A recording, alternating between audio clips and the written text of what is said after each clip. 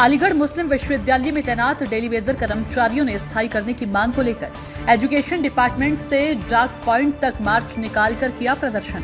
Doctor को vice chancellor के नाम ज्ञापन सौंपकर डेली वेजर कर्मचारियों को स्थायी करने की मांग की। अलीगढ़ मुस्लिम विश्वविद्यालय परिसर के एजुकेशन डिपार्टमेंट के सामने ग्राउंड में हजारों डेली वेजर कर्मचारी एकत्रित हुए।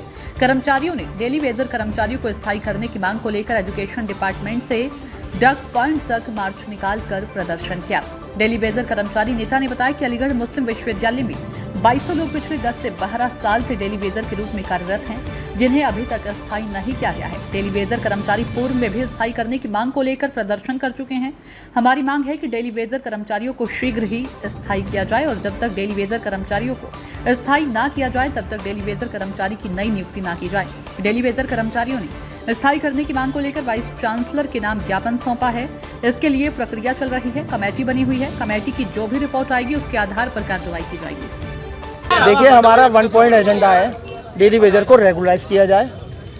जब तक डेली वेजर को रेगुलराइज नहीं करते ये लोग, जो डेली वेजर हमारे रेगुलराइज स्क्रीनिंग कमेटी के थ्रू हो जाएंगे, उसके बाद जितने भी डेली वेजर बचेंगे वो एज इट इज पोजीशन पर रहें। जब तक एक एक डेली वेजर को रेगुलराइज नहीं कर देते ये लोग, तब तक कोई भी नया डेली वेजर इस एमयू में नहीं रखा जाएगा। सबसे पहले रेगुलराइज करिए सारे डेली वेजर को। हमारी क्या गलती है, मैं एडमिनिस्ट्रेशन से पूछना चाहता हूँ, हमारी क्या गलती है सर? बताए एडमिनिस्ट्रेशन, हमें बताया हमारी क्या गलती है। हमने 12 साल दे दिए, 15 साल दे दिए, 18 साल दे दिए हमने अपने जिंदगी के यहाँ पर एमयू को। हमारी क्या गलती है? हम अपनी ड्यूटी ईमानदारी से कर रहे हैं सर, ये बताइए क्या गलती है हमारी? मैं एडमिनिस्ट्रेशन से पूछना चाहता हूँ, डेली वेजर की गलती क्या है आखिर? 10 साल, 12 साल, 18 साल, 22, 20 साल डेली वेजर यहाँ पर करते करते काम हो गए डेली वेजर को। 8-9 घंटे करके जा रहे हैं। अब ये अगर सुनवाई नहीं होती है तो मैं एडमिनिस्ट्रेशन को वादे कर देना चाहता हूँ, अब के 15 दिन बाद टोकन स्ट्राइक होगी 1 डे की। डेली वेजर करेगा टोकन स्ट्राइक, अपने हक के लिए लड़ेगा डेली वेजर और सड़क पे भी आएगा डेली वेजर, इसलिए टोकन स्ट्राइक भी होगी।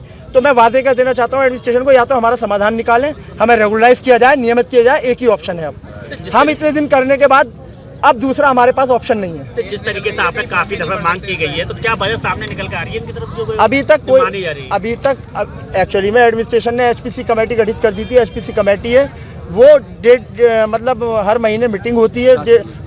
मीटिंग में अभी तक कोई भी किसी भी डेली वेजर का कोई भी मीटिंग में एजेंडे में पॉइंट नहीं आया है। तो मैं ये पूछना चाहता हूँ, डेली वेजर का आखिर पॉइंट क्यों नहीं है? क्या डेली वेजर को राइट नहीं है? क्या डेली वेजर परमानेंट से कम काम कर रहा है या परमानेंट के बराबर काम कर रहा है? जब कोविड-19 हुआ था, आप सबको वादे कर देना चाहता हूँ, जब कोविड-19 हुआ था यही डेली वेजर था जिसने अपनी जान की बाजी लगा दी थी मेडिकल में और सबकी जान बचाई थी। और जब नैक की टीम आई थी तब हमारे डेली वेजर भाइयों ने नैक की टीम में भी बढ़ चढ़ कर हिस्सा लिया और बहुत मेहनत करी। डेली वेजर बहुत मेहनत करता है, पूरी ईमानदारी से काम करता है। आज उसको हक देने का टाइम आया है। एडमिनिस्ट्रेशन से मैं बहुत दोबारा दरखास्त करना चाहता हूँ कि डेली वेजर को रेगुलराइज किया जाए, नियमित किया जाए डेली वेजर को, अन्यथा फिर हम टोकन स्ट्राइक पे जाएंगे। एक दिन की आज हमने वाइस चांसलर को मेमोरेंडम दिया, कॉपी टू रजिस्ट्रार और टोटल ऑल एचपीसी मेंबर्स। आज किस तरह के प्रदर्शन किया गया डेली वेजरों के? हमारे डेली वेजरों के साथ जो प्रशासन द्वारा नाइंसाफ़ियाँ की जा रही हैं, उसको लेकर के हम लोगों ने आज मीटिंग जमा यहाँ की, जिसके लिए हमने एक मेमोरेंडम दिया है वाइस चांसलर साहब के नाम थ्रू प्रॉक्टर साहब, कि उसमें हम लोगों की हक की बात की गई है। हम लोगों को रेगुलाइज किया जाए। जो हम लोगों को रिवॉल्विंग फंड पे डाल दिया गया है, तो रिवॉल्विंग फंड पे डालने का मतलब है कि सारे जो हैं वो अब डेली वेजर नहीं रहे, उनकी सीनियरिटी भी नहीं काउंट होगी। एक तरीके से वो ठेके की तरह हो गए। यूनिवर्सिटी के पास अगर फ़ंड है तो वो रखेगी, नहीं है तो कल मना कर देगी कि भाई हमारे पास फ़ंड ख़त्म हो गया। तो हमारा कहना ये है कि जैसे हम पहले चल रहे थे, हम डेली वेजर चल रहे थे, लेकिन हमको रिवॉल्विंग फंड पे कर दिया गया और उनका कहना है कि आप लोग रिवॉल्विंग फंड पर ही थे।